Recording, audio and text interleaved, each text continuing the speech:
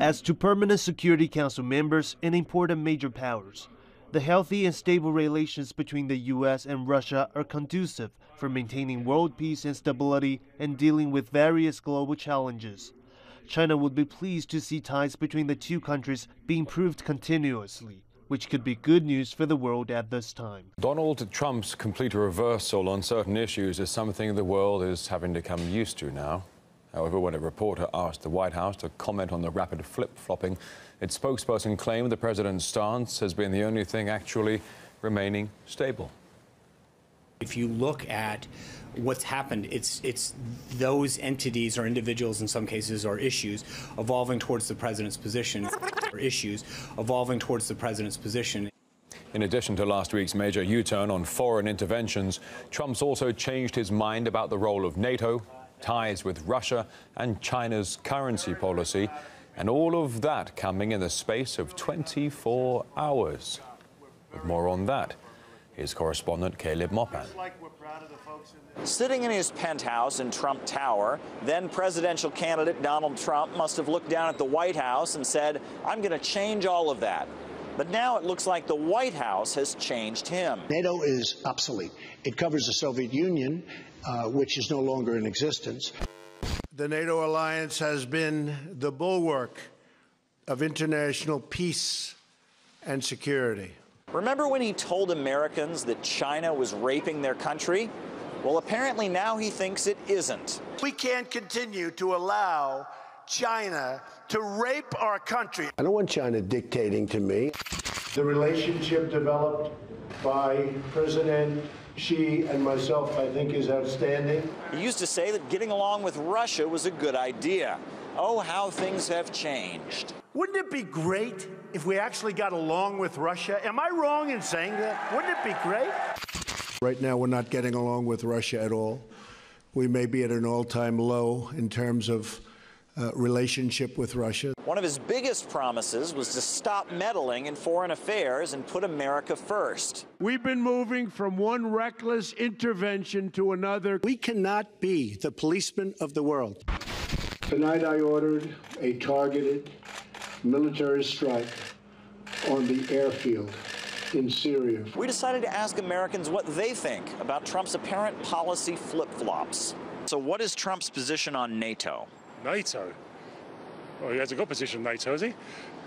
Well, I mean, what does he think about it? Yeah, well, he wants to get rid of it, surely. Does he still think that, though? I should think he does, yeah. It's changed a lot, hasn't it?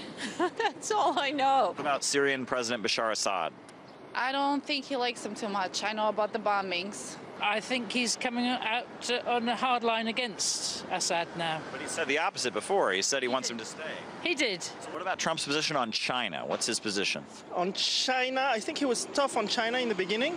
And now he's seeking, I think, the help of China for the North Korean thing. I feel like he's been zigzagging and flip-flopping a lot. Yeah, that's one way of putting it. I think it's a pattern. I've seen that before. He's a businessman. He's not a politician. If you talk about one thing and it switches from another, it could be concerning because you never know what he's going to do. It could be dangerous. It's often been said that the Donald is unpredictable. But now it looks like he might be so unpredictable that those who voted for him might be left asking, who is that guy? Caleb Mopan, RT, New York. Arvind Vohra, the vice chair of the U.S. Libertarian Party, thinks Trump has bowed down to the military-industrial complex, something previous presidents have been warned about all the way back to Eisenhower.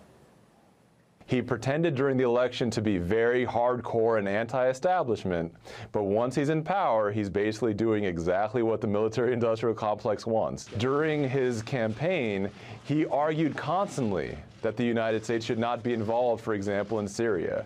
He argued constantly that the United States should pull out of NATO. These are both very popular views among the American people. Now he's saying that we do need to attack Syria, that we do need to take on an adversarial role with Russia. He's saying that we do need to be a part of NATO. So I think that the big difference is now that he's the one that the military-industrial complex is turning to, he's the one who's basically currying favor with them. What we've seen over the past week is a total betrayal of everyone who voted for Donald Trump in the past election. The slogan Donald Trump used to get elected was America First. That meant restoring the jobs, manufacturing jobs. It meant a withdrawal from the overextended policy of wars in the Middle East.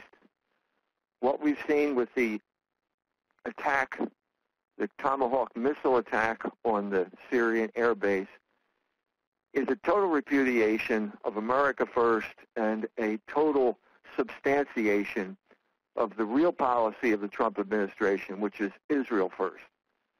Now, Secretary Tillerson has already gone on record before the election as saying that there's no point in pursuing the war in Syria, that Assad is not going to be removed.